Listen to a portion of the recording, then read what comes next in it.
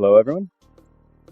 Welcome to the Common Threads podcast, episode number 2.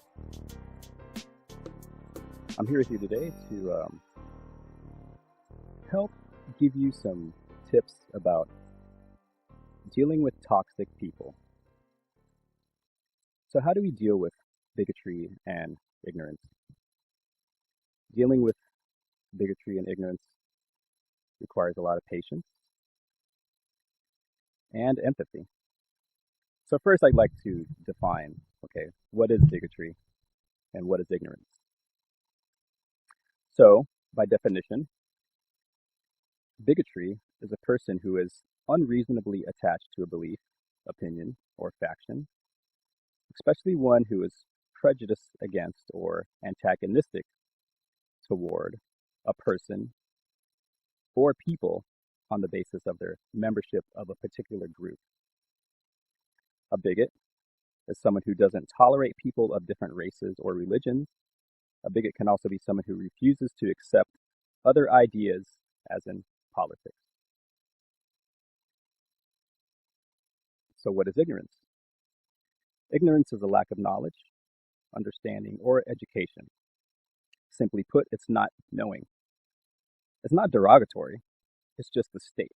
There is a state of ignorance. The problem is people don't know what they don't know, but they think they know. So what are some ways to deal with ignorance and bigotry? These people can be anyone now. These people can be your friends. These people can be your co-workers. These people can be even close family members. So I've decided to put together 10 ways to help you deal with these issues.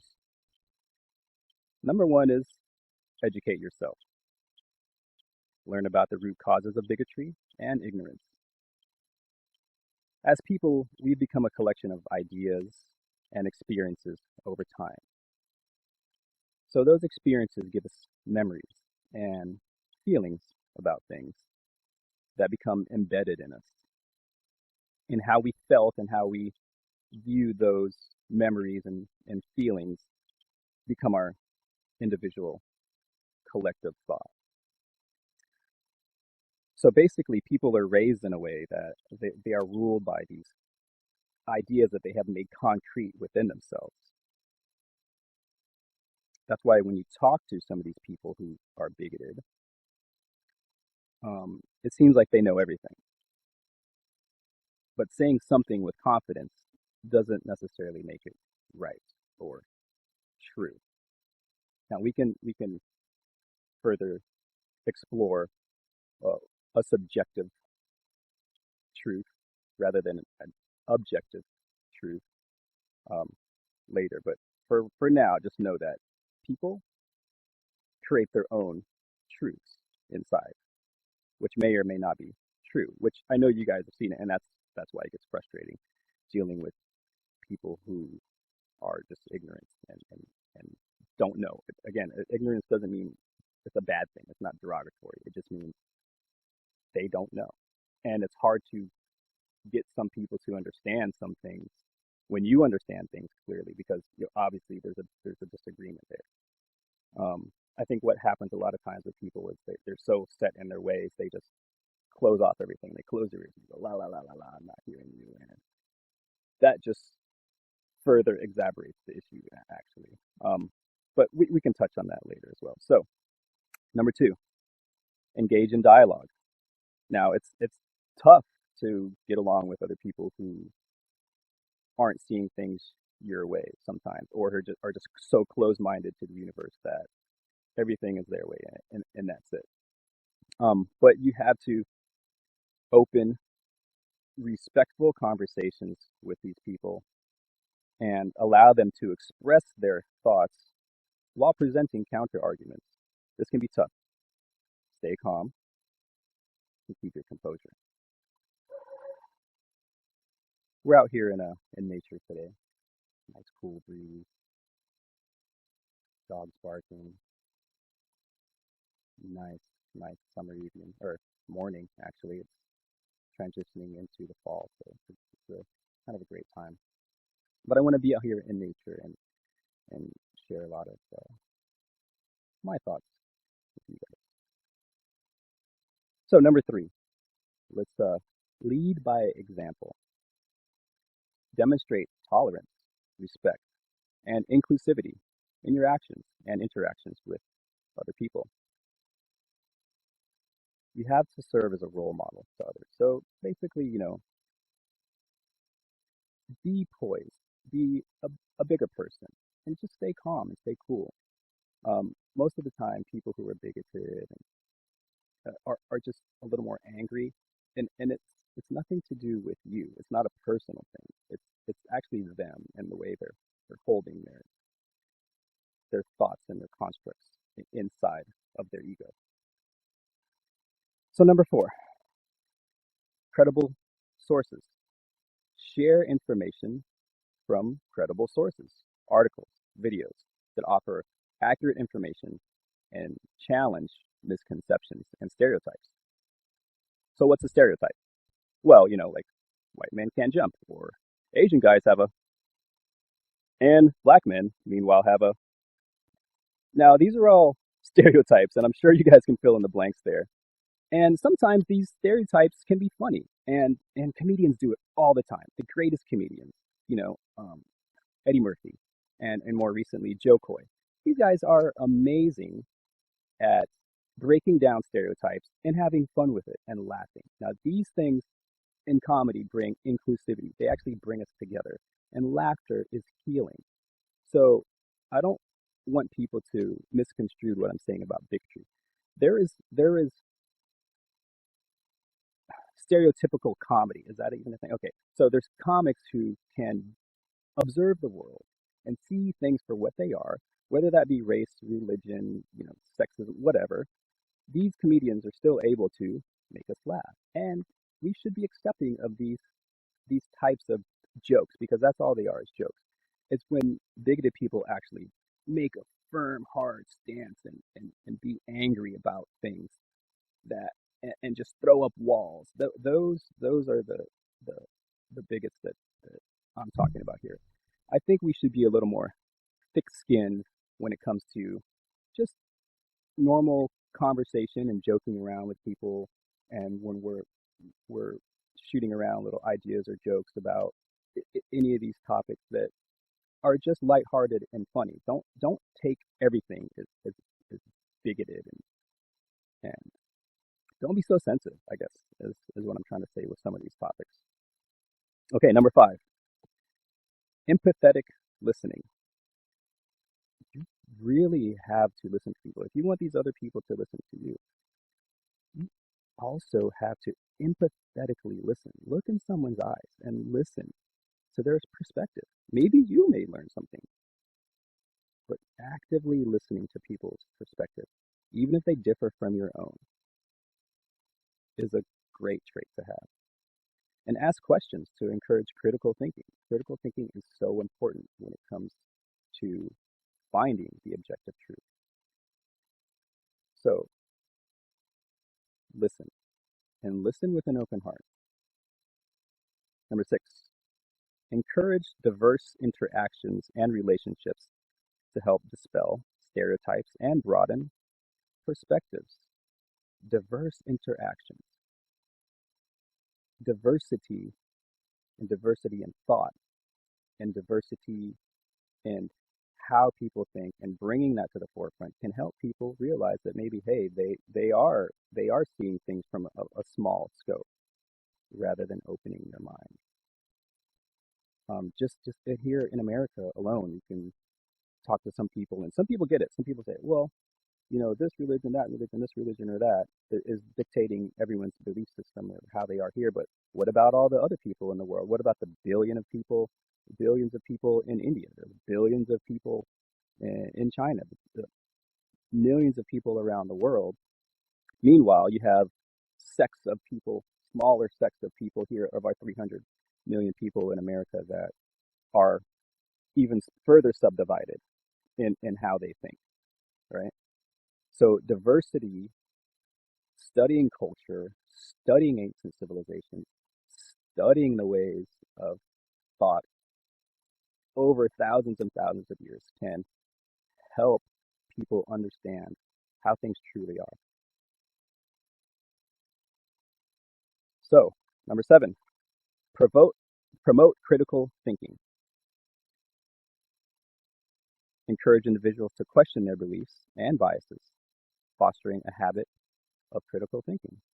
This is, again, a tough one. I didn't say this was going to be easy, but there actually is a way to deal with bigots and ignorance in the world. So how do you get someone whose brain is hijacked from years of beliefs to let go of themselves enough to actually critically think? We have to help them remove fear, greed, and selfishness. If you see that their thoughts and actions are for some sort of fear, well, there's one thing, help identify that. For some sort of greed, you have to help identify that. For another thing is selfishness. If these are for selfish ways, which moreover they are for selfish ways, for some odd reason or not, if not even directly to that individual, they can be selfish toward their group. But a lot of these things are selfish in nature. Okay, number 8, use stories and personal experiences. Share maybe things that have happened to you in life. This helps include diversity to someone else's mindset. Share these things. Highlight the negative impact of bigotry and ignorance, making it more relatable to these people. Maybe some of these people need that. They need to relate to everyone else in such a way. And at the end of the day, I think inclusivity and togetherness is what people are kind of looking for on some level, other than helping themselves become a better version of themselves.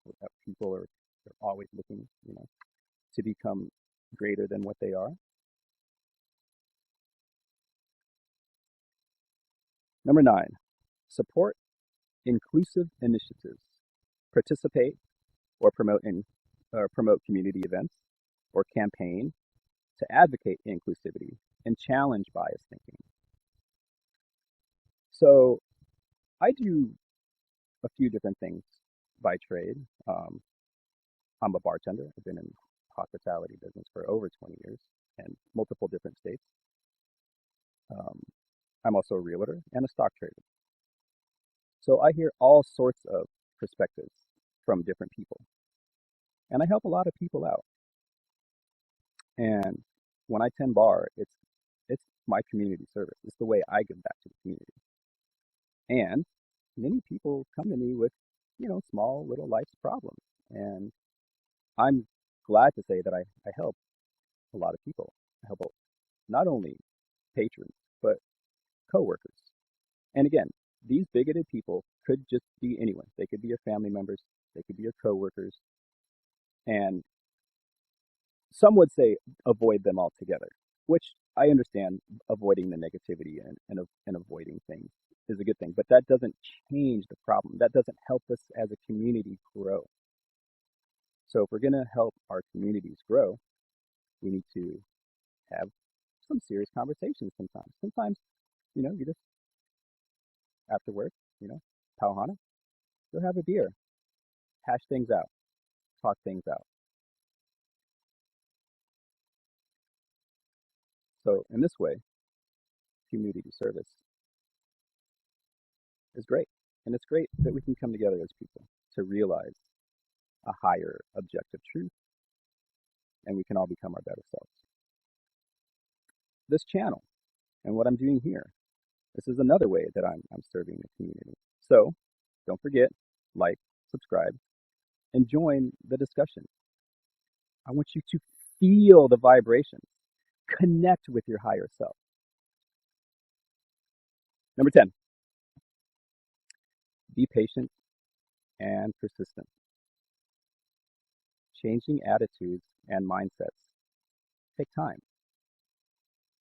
Stay patient and continue engaging in respectful conversation, even if the progress is slow. I know it can be irritating. I know it can take a while for loved ones to see things in your way. Progress is slow. It takes time. It takes time. People have built up such egos that for them to let go of everything that they have become over a lifetime is a lot to ask. It's a lot to ask someone who's not ready to look at a truth, who's not ready to leave that position of I'm right, to cross to the other side.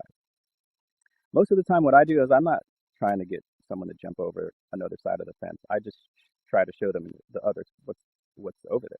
I try to show them the other perspective. I don't want them to necessarily jump or change. Just see it for what it is. But what happens sometimes is some people don't even want to do that. They don't even want to think about. They don't even want to see what's on the other side. They don't want to see the other side of the conversation. And I know you guys have run across it, and that's what becomes frustrating at times. But you have to stay calm. You have to keep your composure. Remember that addressing bigotry and ignorance is an ongoing effort that requires understanding, compassion, and a commitment to positive change. So always be searching for the objective truth.